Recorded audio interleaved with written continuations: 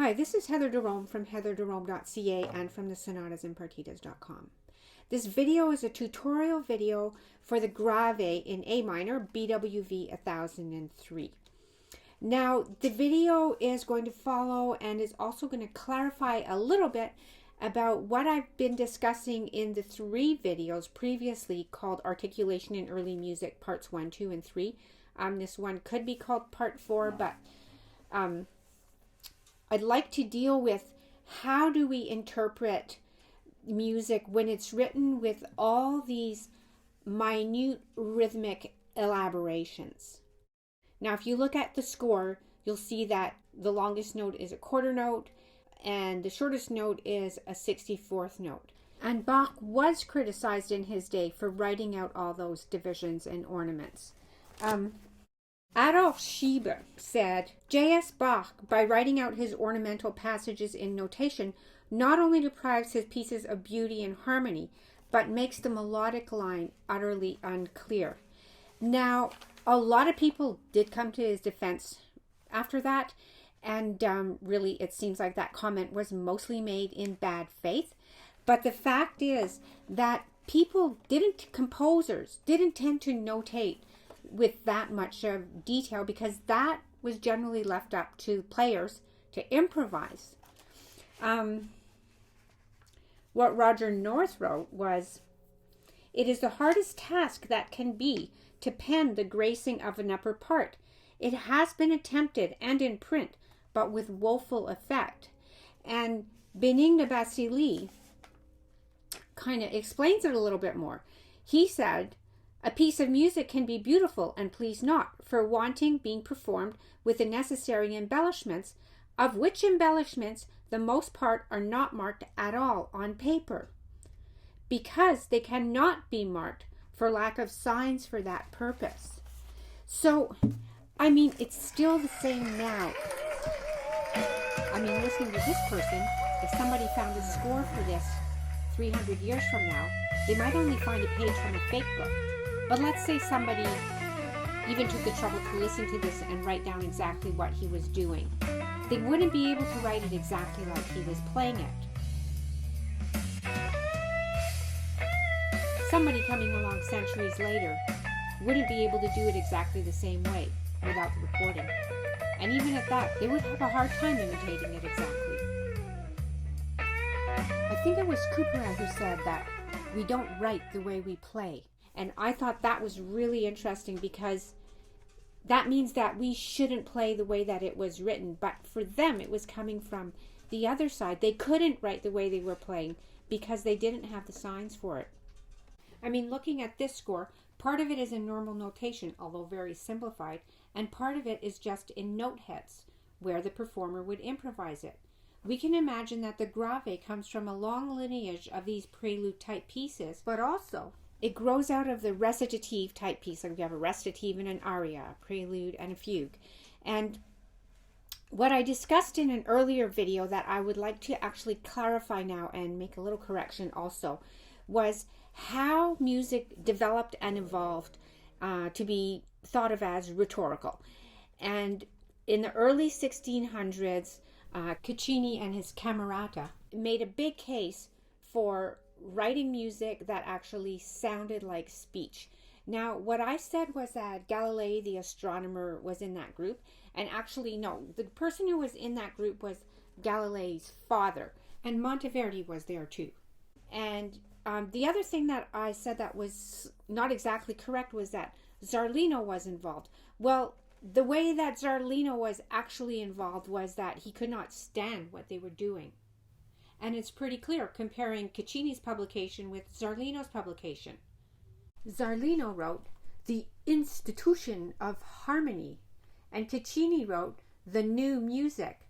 It's definitely a different a vibe, I guess you could say. And Galilei had been a student of Zarlino. He was now his colleague, and they had a complete falling out over this. But what Galilei said, and I've actually found the actual quote, "When musicians go henceforth for their amusements to the tragedies and comedies played by actors and clowns in the theaters, let them for a while leave off their immoderate laughing instead and kindly observe in what manner the actors speak, in what range, high, low, loudly, softly, rapidly, slowly, they enunciate their words when one gentleman converses with another. Anyway, he goes on to say that just to very much pay attention to how the words sound.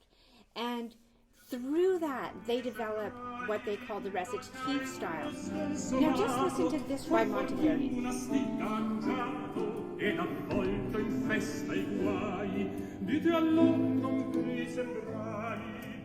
This is just basically taking the Italian language and just upping it a little bit.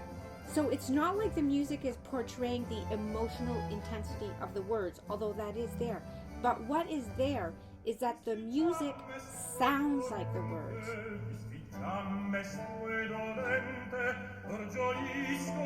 Now, just as an aside, this style of writing traveled through Europe. It made its way to England and to France. And I think that what happened is that people took this music that was written with Italian inflections, and they basically clumped it on top of other languages. So you get this English choral music that just sounds very stilted. But when the English figured it out, I think, was in pop music and musical theater. For example, my mind is clearer now. My mind is clearer now. At last, all too well. At last, all too I can well. see where we all I can see where we all soon will. But let's get back to this prelude and thinking of it as recitative, because in a way it grew out of the recitative style, and also I was thinking of it as musical theater. And so if you have this this line that was meant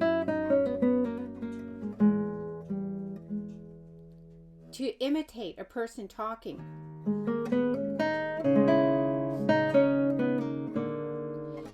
you can follow the rhythms basically without basically making it stilted like that.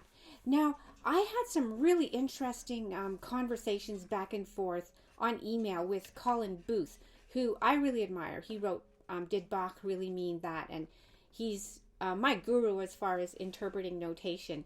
And his first question to me was, well, would you be able to make the bass line steady and the upper line free? And I just thought, oh my gosh, like only a keyboardist would ask me that question. And I just thought, no, that's impossible. But I actually tried it. And thinking of that and thinking of recitative and musical theater, I think it actually worked. And so, for example, when you have something like, that's not how it actually goes. It goes.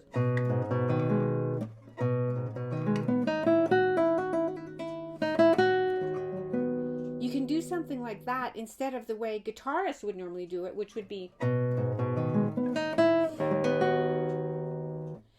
And in that way, you kind of lose the melodic line right before it's going to resolve. So in my interpretation of this grave, I did it like that. I tried to keep the line very, very singing and very connected as it would be with if somebody was singing it or speaking it, and just kind of fitting the accompaniment in around it.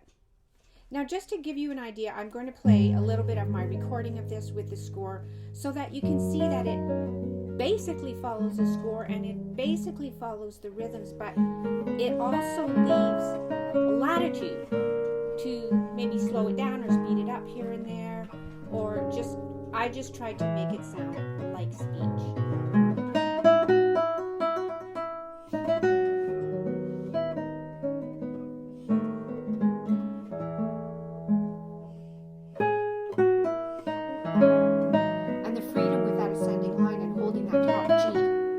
Suggestion by Colin Booth.